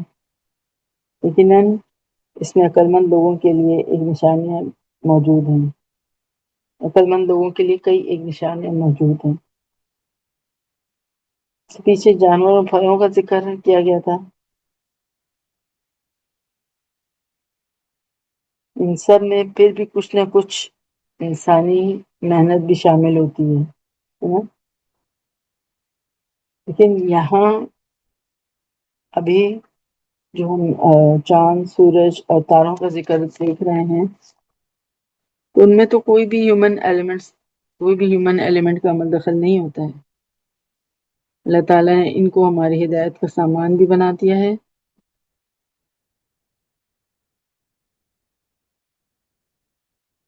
چاند اور سورج، ٹھیک ہے، یہ کیا ہے؟ یہ آسمان میں ٹنگے ہوئے کیلنڈرز ہیں، گھڑیاں ہیں. تو آپ دیکھیں کہ گھڑی ہوتی ہے وہ سمجھے کہ یہاں پہ چاند اور سورج کی بات ہو رہی ہے نا. چاند اور سورج جو ہیں وہ کیا ہیں؟ سمجھے کہ آسمان میں کیلنڈرز کی طرح، یہ گھڑیوں کی طرح لٹک رہے ہیں اور ساتھ ہی ساتھ زینت کا کام بھی دے رہے ہیں نا، سجاوٹ کا کام بھی دے رہے ہیں.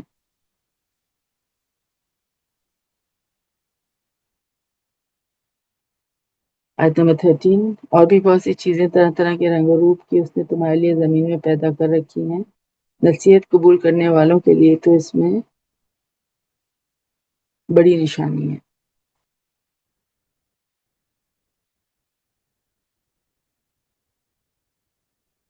اللہ کی تخلیق کی خوبصورتی کی طرف اشارہ فرمایا گیا ہے.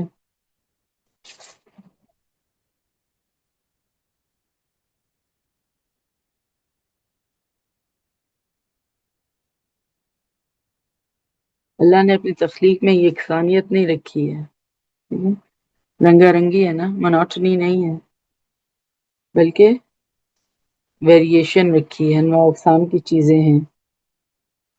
ایک غلط فہمی جس کا کہ شکار مسلمان آج ہیں وہ یہ کہ اسلام کے ساتھ کسی قسم کی خوبصورتی اٹیچ نہیں ہونی چاہیے. دین کے نام پر خوبصورتی کو ہم اسراف سے تعبیر کرتے ہیں.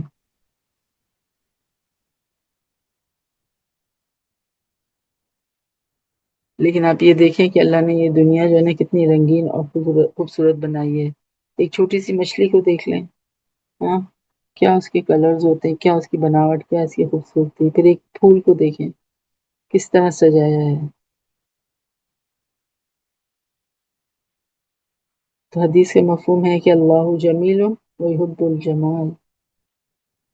اللہ خوبصورت ہے اور خوبصورتی کو پسند فرماتا ہے. تو انسانی فطرت بھی خوبصورتی سے متاثر ہوتی ہے نا. اچھے رنگ ہو، اچھی چیزیں ہوں، وہ انسان کو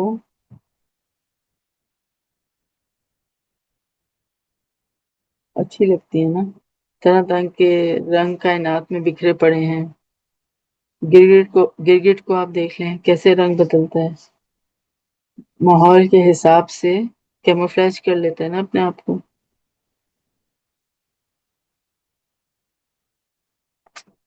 یہ اس کے سمجھے سوائل کا طریقہ ہے. تو اللہ چاہتا تو بلیک اینڈ وائٹ دنیا بنا دیتا،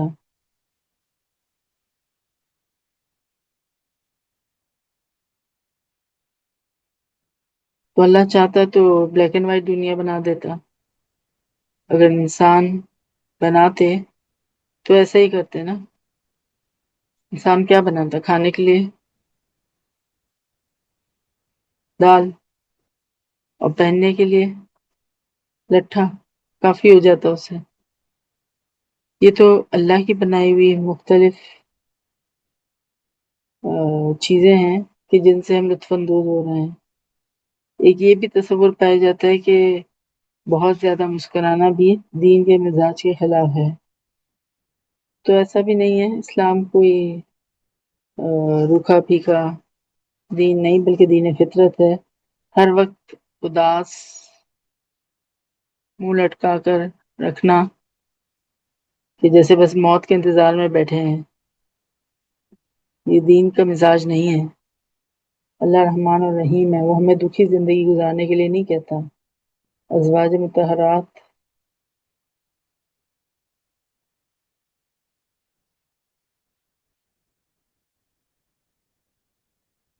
ازواج مطہرات جو ہیں وہ بھی بنتی سنورتی تھی، کھانا پکاتی تھی، حلوے پکاتی تھی، وہ کھاتی بھی تھی.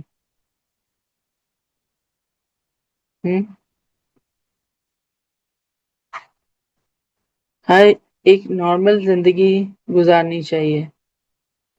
کسی بھی ایکسٹریمز پر جانے کی ضرورت نہیں ہے.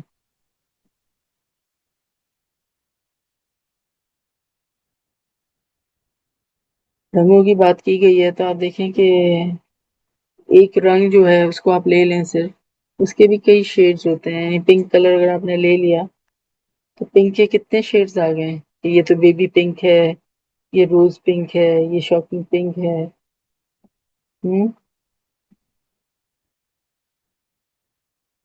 ہر رنگ کمتر یا برتر نہیں بلکہ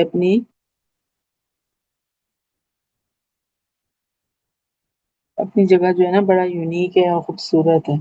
ایسا نہیں ہے کہ کالے کو سفید پر برتری ہے یا سفید کالے سے اچھا ہے، یا سرخ پیلے سے بڑھ کر ہے یا پیلا سرخ سے بڑھ کر ہے. نہیں، ایسا کچھ نہیں ہے. یہ انسان کی کم عقلی ہے کہ بعض رنگوں کو بعض پر فوقیت دے رکھی ہے. تو انسانوں کے رنگوں کا بھی یہی حال ہے. کوئی برتر یا کمتر نہیں ہے. انسان کے جو کمپلیکشن ہے اس کے بارے میں بھی یہ کہ انسان کے رنگ، اس کے نقش و نگار جو ہیں، ہاں، فیشل فیچرز ہیں، صرف پہچان کی خاطر ہیں، کوئی افضلیت کا معیار نہیں ہے. ٹھیک ہے. آیت نمبر 14 دریا بھی اسی نے تمہارے بس میں کر دی ہے کہ تم اس میں سے نکلا ہوا تازہ گوشت کھاؤ اور اس میں سے اپنے پہننے کے زیورات نکال سکو. تو آپ دیکھیے گا کہ کشتیاں اس میں پانی چیرتی ہوئی ہیں، اور اس لیے بھی کہ تم اس کا بدل تلاش کرو. ہو سکتا ہے کہ تم شکر گزاری بھی کرو. پانی سے متعلق مختلف چیزوں کا ذکر آیا ہے. آیت نمبر 14 کی ہم بات کر رہے ہیں. وَتَرَى الْفُلْكَ مَوَاخِرَ فِيهِ وَلِتَبْتَغُوا مواخرہ.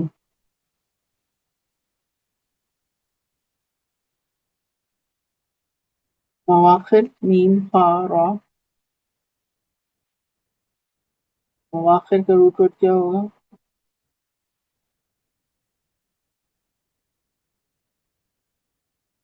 میم خا را.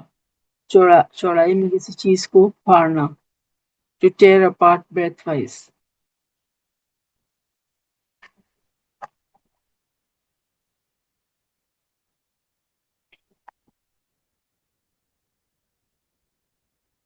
کسی چیز کو breadth wise پھاڑنا. کشتی کے لیے استعمال ہوتا ہے کیونکہ وہ دریا یا سمندر کا سینہ پھاڑتی ہوئی آگے بڑھتی ہے. پھر اس کے بعد ہے لحمن طریًا. لحمن کیا مطلب ہے؟ گوشت گوشت ہے اس کا مطلب. اسے تو تازہ گوشت ہے، لیکن یہاں پہ مچھلی یا سی فوڈ مراد ہے. یہ سمندر کی غذا دال روٹی کے مقابلے میں ہمیشہ سے مہنگی رہی ہے نا. آج بھی بہت مہنگے ہیں، مچھلی ہوں پرانز ہوں سب مہنگے ہی ہوتے ہیں نا. لیکن اللہ نے مہنگے ہونے کی وجہ سے حرام تو نہیں کر دیا ان کو. سمجھنے کی بات یہ ہے، نہ جانے کیوں ہم نے جو ہے نا تقویٰ کو سستی چیزوں سے کے ساتھ اٹیچ کر دی ہے. ہم سے برداشت نہیں ہوتا کہ کسی کے پاس دنیا کی دولت بھی ہو اور تقویٰ کی دولت بھی ہو، کہ یہ کیسے دنیا میں بھی مزے اور آخرت میں بھی مزے. یوں ہم اللہ کی رحمت کو محدود کرنا چاہتے ہیں. اور کوئی دنیا کے محل میں رہتا ہو یا جھونپڑی میں رہتا ہو تو بھی اس کی زندگی کتنی ہے آخرت کے مقابلے میں، بتائیے. آخرت جو کہ لامحدود ہے. لامحدود لفظ تو ہمیں سمجھ نہیں آتا، تو سمجھے یہ سوچے کہ 20 بلین ایئرس کی زندگی ہے آخرت میں. 20 بلین سال کی زندگی ہے آخرت میں. تو پھر دنیا کی زندگی اور آخرت کی زندگی کا ایک گراف بنائیں تو بہت ہی تھوڑی نکلے گی یہ دنیا کی زندگی، بالکل نہ ہونے کے برابر. حدیث کا مفہوم آتا ہے کہ ایک شخص کو جس نے دنیا میں بڑی عیش و آرام کی زندگی گزاری ہوگی لیکن وہ ہوگا گناہ گار، اسے جہنم کی فضا میں ایک ڈبکی دی جائے گی، یا سمجھے کہ غوطہ لگوایا جائے گا، یا چند سیکنڈ کے لیے اس کو ڈالا جائے گا. پھر اس سے پوچھا جائے گا کہ دنیا میں کبھی خوشی دیکھی تھی؟ وہ کہے گا اللہ کی قسم میں نے کبھی کوئی خوشی کا مزہ نہیں چکھا، یا کوئی خوشی دیکھی ہی نہیں. تو دنیا کی چیزوں کی اتنی ویلیو نہیں ہے جتنا کہ ہم ان کو ڈسکس کرتے ہیں، یا جتنا ہم ان کو اپنے اوپر سوار کر لیتے ہیں. ایک اور شخص جس نے کہ دنیا میں کبھی آرام ہی نہ دیکھا ہوگا، کوئی خوشی نہ دیکھی ہوگی، لیکن وہ نیک ہوگا، اس کو جنت کی فضا میں ایک ڈبکی دی جائے گی. تو پوچھا جائے گا کہ تو نے کبھی کوئی غم دیکھا ہے؟ تو کہے گا کہ اللہ کی قسم میں نے تو کبھی کوئی غم کوئی پریشانی دیکھی ہی نہیں ہے. تو کوئی فائدہ نہیں دنیا یا اس سے متعلق چیزوں کے بارے میں حساس ہونے کا، بہت زیادہ سینسیٹیو ہونے کا. آج کل آپ دیکھیں تو ویسے ہی سی فوڈ جو ہے نا وہ میڈیکل گراؤنڈز پر بھی جو ہے وائٹ میٹ جو ہوتا ہے وہ ریکمینڈ کیا جاتا ہے کہ at least twice a week ضرور کھانا چاہیے. کیونکہ زنک، آیوڈین، وائٹامن ای ملتا ہے نا اس کے ذریعے. پھر آگے جو ہے وہ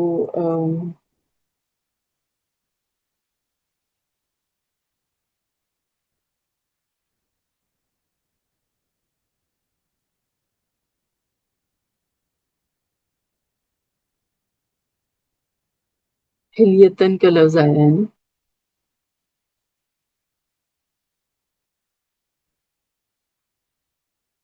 ہلیتن سیور کے لیے.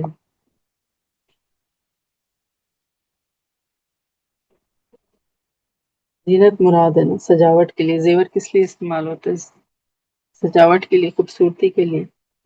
تو موتی، مرجان، کورل، پرلز یہ زیور کے طور پر استعمال ہوتے ہیں. امیر جو ہیں وہ موتیوں کا زیور بناتے ہیں، غریب جو ہیں وہ سیپیوں کا زیور بنا لیتے ہیں. اسکالرز نے بڑا ہی دلچسپ پہلو نکالا ہے یہاں پہ. وہ کہتے ہیں کہ ذکر جو ہے زیور کا ہو رہا ہے، اور صیغہ جو یہاں پہ مذکر کا استعمال ہے، تلبسونا. تلبسونا ہاں ہے نا، تلبسونا کیا ہے، مذکر ہے مؤنث ہے؟ Grammar people.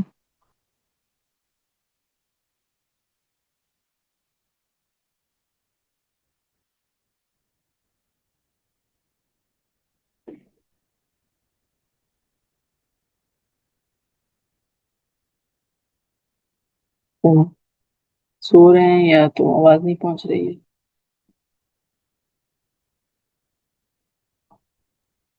नहीं सो नहीं रहे, सुन रहे हैं आपको खामोशी से, ज्यादा गौर से। ग्रामर स्टूडेंट्स बहुत ही ज्यादा गौर कर रहे हैं, शायद तो जवाब नहीं देते। तलबसूना मीन्स मुज़क्कर है, मुअन्नस है?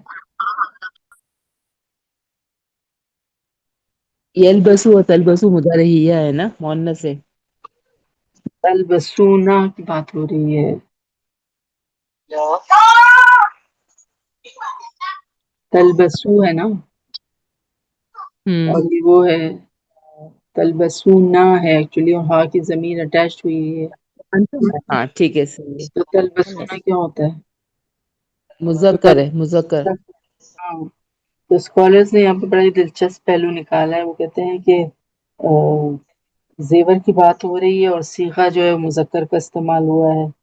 तलबसूना, हाँ तुम पहनते हो उन जेवरों को। तो वो कहते हैं कि औरत जो जेवर पहनती है ना, उसमें फायदा मर्द का ही होता है, इसलिए जो है यहाँ पे मुज़क्कर का सीगा इस्तेमाल किया गया है।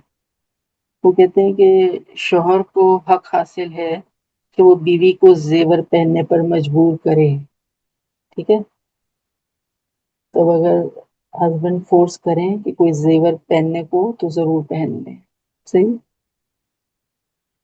मना ना कीजिएगा। तो सोना चांदी रखना मना तो नहीं है इस्लाम में। आपके पास 1000 तोला सोना चांदी है, रखें, कोई मना तो नहीं है, बस उसकी ज़कात अदा करती रहें, अल्हम्दुलिल्लाह। यस। फिर इख्तियारी सादगी यानी वॉलंटरली आप सादगी पर अमल करना है आपको, तो करें, ये भी पसंदीदा है। लेकिन अगर किसी ने सोने की 12 चूड़ियां पहनी हुई हैं और रियल पर्ल्स का हार पहना हुआ है, सच्चे मोतियों का हार पहना हुआ है, तब आप उसे गैर मुत्तकी नहीं कह सकती कि इनका दीन से क्या लेना देना, देखो तो सही कितने सोने में लदी हुई हैं। समझ आई बात?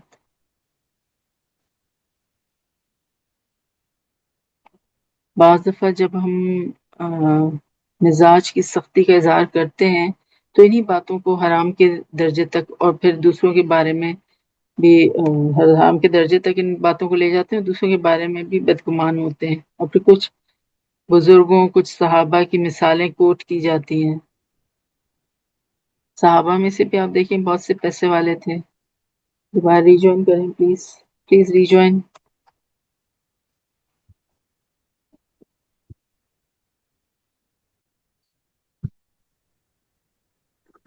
वालेकुम अस्सलाम। हाँ जी, मैंने आपसे पूछना था कि मेरा ना डिस्कनेक्ट बार बार हो रहा था, तो मैंने जो मंजियात थी ना, उसमें से मैंने ना, मेरा लिखा नहीं गया मेरे से। हलाक करने वाली चीजें तो मैंने लिख ली थी, और मंजियात को बता देगा मुझे पॉइंट्स उसके? जब हमारी तफसीर मुकम्मल हो जाएगी फिर हम उसको देख लेंगे, ठीक है। जी जी।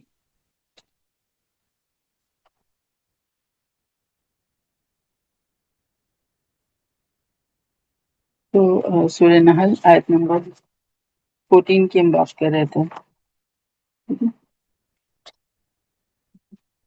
तो बहुत से सहाबा जो हैं वो भी पैसे वाले थे,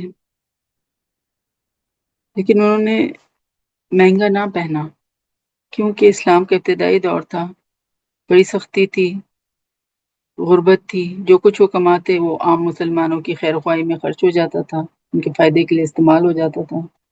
उनके पास इतना पैसा बचता ही ना था कि अपनी ज़ात पर खर्च करें। तो अगर किसी का ऐसा हाल है कि सब कुछ अल्लाह की राह में दे दिया और फिर सादगी अपनाई है, तो अल्हम्दुलिल्लाह, अच्छी बात है। मतलब ये कि अपनी ज़ात के लिए कुछ रखा ही ना हो, तो ऐसा मिजाज पाया जाता था। हज़रत आयशा रज़ियल्लाहु तआला अन्हा के पास एक मरतबा 70,000 की रकम आई, शाम तक सब बांट कर फारिग हो गई, कुछ ना रखा अपने लिए। तो अगर हम भी ऐसे करते हैं, तो इसमें कोई शक नहीं कि ये अजीमत का बहुत ही आला मुकाम है।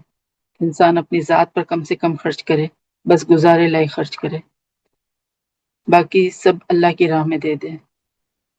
सूरह बकरा में आता है ना, वो आपसे पूछते हैं कि क्या खर्च करें, कुलिल अफ़्व, कह दें कि जो बच गया, जो ज़ायदा ज़रूरत है वो खर्च कर दें। तो अगर कोई इस लेवल पर ज़िंदगी गुजार रहा है, तो फिर भले मामूली कपड़े पहने, लेकिन ये ना हो कि बैंक में तो लाखों रुपए पड़े हुए हैं और फिर भी पेवन लगे कपड़े पहन रहे हैं कि कोई लोग कहें कि देखो कितने मुत्तकी हैं। تو یہ رویہ پسندیدہ نہیں ہے. ٹھیک ہے. تو ایک ایکسٹریم یہ ہے کہ دنیا کی رونق کو بالکل ہی حرام کر لیا جائے اپنے اوپر. دوسری ایکسٹریم یہ ہے کہ ہم دنیا میں بھیجے ہی اس لیے گئے ہیں کہ زیور و کپڑوں کی دکان پر ہی بیٹھے رہیں, درزی کی دکان کا طواف کرتے رہیں. یہ دوسری ایکسٹریم ہے. اس کی بھی مطلب یہ بھی پسندیدہ نہیں ہے. ٹھیک ہے. موتی بننے کا پروسیس بھی اللہ کی قدرت کی ایک نشانی ہے. ہوتا یہ کہ جو oyster ہے اس کے اندر مولس جو وہ ہوتا ہے, ایک وہ ہے نا کیڑا, کوئی ریت کا ذرہ oyster کے اندر چلا جاتا ہے, وہ اس جانور یا اس کیڑے کی کھال کو نقصان یا اریٹیٹ کرتا رہتا ہے. اس اریٹیشن سے بچنے کے لیے وہ جو کیڑا ہے وہ اس کے گرد اپنے لعاب کو لپیٹنا شروع کر دیتا ہے. وہ لعاب جو ہوتا ہے اس کا وہ چمکدار ہوتا ہے. پھر ہوتے وہ ریت کا ذرہ ایک موتی بن جاتا ہے. تو یہ کہتے ہیں نا کہ دیکھیں کیا گزری قطرے پہ گوہر ہونے تک. تو ہوتا یہ کہ ہماری زندگی میں کوئی ناگوار چیز پتہ نہیں آگے چل کر ہمارے لیے خیر کا باعث کب بن جائے. بعض تکلیف دہ صورتحال ایسی آتی ہیں کہ جب انسان کو انسان کو تقویٰ کی طرف لے آتی ہیں. بعض دفعہ انسان کسی تکلیف دہ صورتحال سے اپنے لیے کتنا اجر جمع کر لیتا ہے. کیسے ایک ریت کا ذرہ, ایک معمولی سا ریت کا ذرہ موتی بن گیا. تو ہم بھی بالکل ایک ریت کا ذرہ ہی ہیں, لیکن اگر ہم اللہ کی راہ میں جہاد کرتے رہیں, تکلیف مصیبت اٹھاتے رہیں, تو اللہ تعالیٰ ہمیں بھی ایسا ہی انمول موتی بنا دے گا انشاءاللہ. آیت نمبر 15. اسی نے زمین میں پہاڑ گاڑ دیے تاکہ تمہیں ہلا نہ دے, اور نہریں اور درے بنا دیے ہیں تاکہ تم منزل مقصود کو پہنچو. اور بھی بہت سی نشانیاں مقرر فرمائیں. آیت 16. اور بھی بہت سی نشانیاں مقرر فرمائیں, ستاروں سے بھی لوگ راہ حاصل کرتے ہیں. یہ سب اللہ کے انتظامات ہیں ہمارے لیے تاکہ ہم خوش رہیں, سجائیں سنورائیں اور سجیں سنوریں اور اللہ کو یاد کریں. اچھا کھانا, سواریاں, راستے بنائیں تاکہ آسانی ہو. دنیا جو کہ عارضی اور فانی ہے اس کو بھی سجا دیا ہے. تو جس نے دنیا کے لیے اتنی فکر کی ہے تو کیا اس نے آخرت کے لیے کوئی انتظام نہ کیا ہوگا؟ سوچے ذرا. جہاں پر کہ ہمیں ہمیشہ ہمیشہ رہنا ہے. کیا یہ ممکن ہے کہ اللہ نے ہمیں آخرت میں کامیابی کا راستہ نہ دکھایا ہوگا؟ تو یہ نہ چاہے گا کہ ہم ہمیشگی کی زندگی چین و سکون سے گزاریں. تو اللہ تعالیٰ نے تو یقیناً ہمیں ہدایت دی ہے آخرت کے راستوں کی, جنت کے راستوں کی طرف. کوئی بھی راستہ ہو اس کی چند علامات, چند نشانیاں ہوتی ہیں, کچھ پہچان ہوتی ہے, کچھ مائل سٹونز ہوتے ہیں. اسی طرح جنت کے راستے میں بھی کچھ علامات ہیں جن سے پتہ چلے گا کہ واقعی ہم صحیح راستے پر چل رہے ہیں یا نہیں. وہ کیا ہے؟ نمبر 1, دل میں نیکی کا شوق ہونا. نیکیوں پر خوشی ہوگی.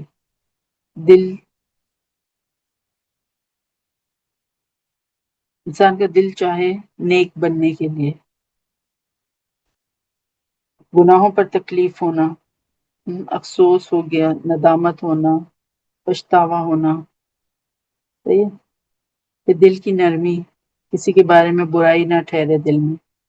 زبان کی حفاظت, اللہ اور اس کے رسول صلی اللہ علیہ وسلم کی شدت سے محبت اور رشتہ داروں سے حسن سلوک.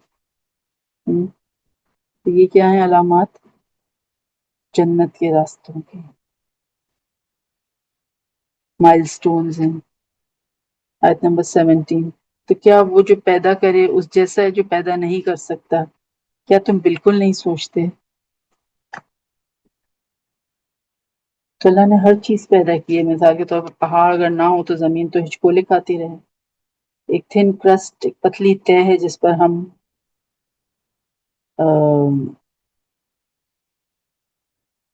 سوار ہیں, اور اس کے اندر پگھلی ہوئی دھاتیں اور پتھر موجود ہیں.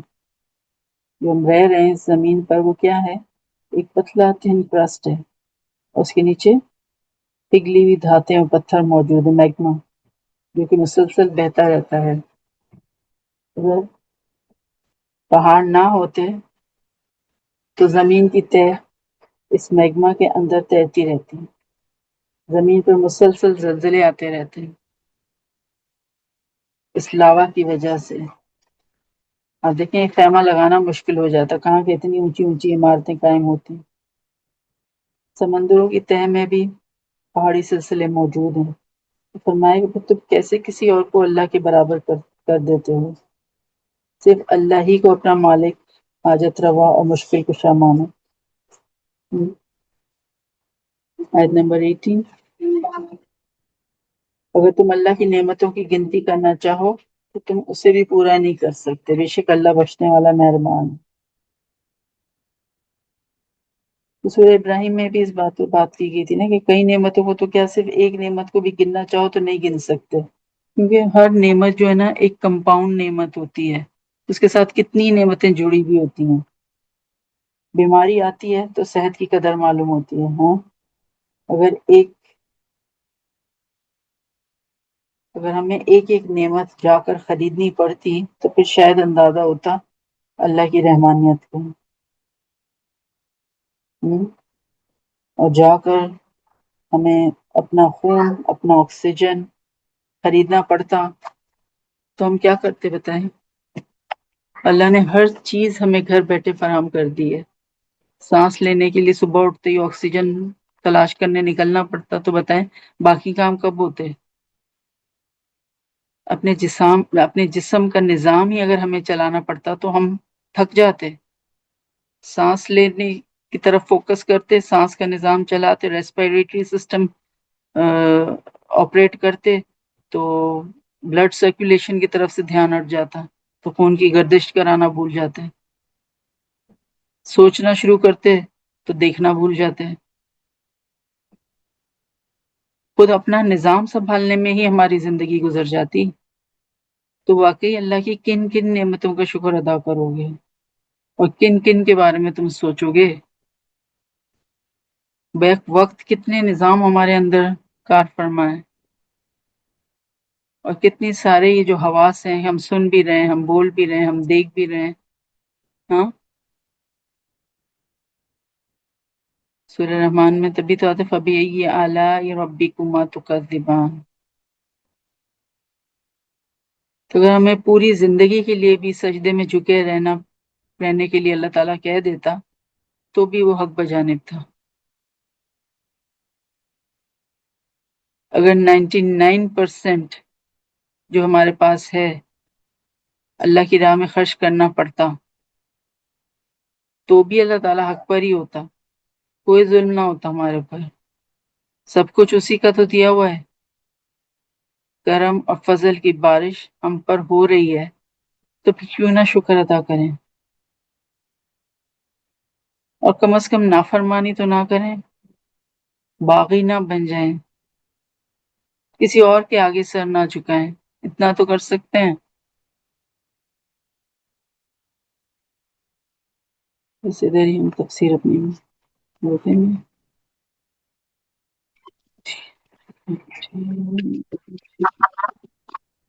جی طیبہ آپ کیا پوچھ رہی تھی؟ جی میں پوچھ رہی تھی کہ میں نے پوائنٹس بتایا تھا، آواز آ رہی ہے؟ جی کوئی اور بھی آواز نہیں آ رہی ہے؟ اچھا میں کے بارے میں آپ نے بولا تھا نا، میں لکھ نہیں پائی تھی۔ مائک میوٹ کر دیں آپ سب تاکہ پھر آواز کلیئر ہو۔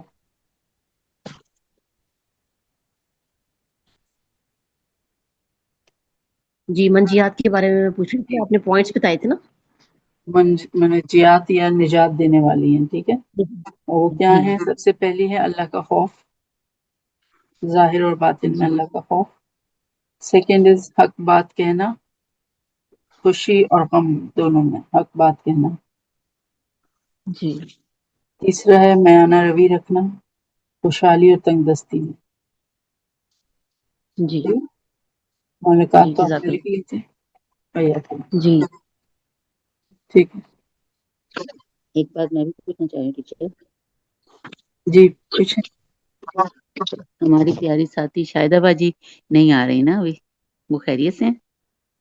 हाँ वो उनकी कोई और क्लास होती है, अच्छा ठीक है, उन्होंने बताया मैंने था भी कि खैरियत ग्रामर क्लास में हमारे साथ होती हैं, तो चाहते हैं कि वो तफसीर के थोड़ा टाइम अटेंड करेंगी, और हो सकता है कि ना करें थोड़ा टाइम भी, क्योंकि वो कोई दूसरी क्लास अटेंड कर रही हैं। अच्छा जी, ठीक। मेरा सलाम कह दीजिएगा। वालेकुम थैंक यू। सलाम। और ठीक है, वमा अलैना इल्लल बलाग, सुब्हानक अल्लाहुम्मा व बिहम्दिका नशहदु अन ला इलाहा इल्ला अंता नस्तगफिरुका व नतूबु इलैक। सुब्हान रब्बिका रब्बिल इज्जति अम्मा यसिफून व सलामुन अलल मुरसलीन वल्हम्दुलिल्लाहि रब्बिल आलमीन। जज़ाकुमुल्लाहु खैरन कसीरा। अस्सलामु अलैकुम व रहमतुल्लाहि व बरकातुहू। वालेकुम अस्सलाम। वालेकुम अस्सलाम वरहमतुल्लाहि वबरकातुहू। जज़ाकल्लाह खैर। जज़ाकल्लाह।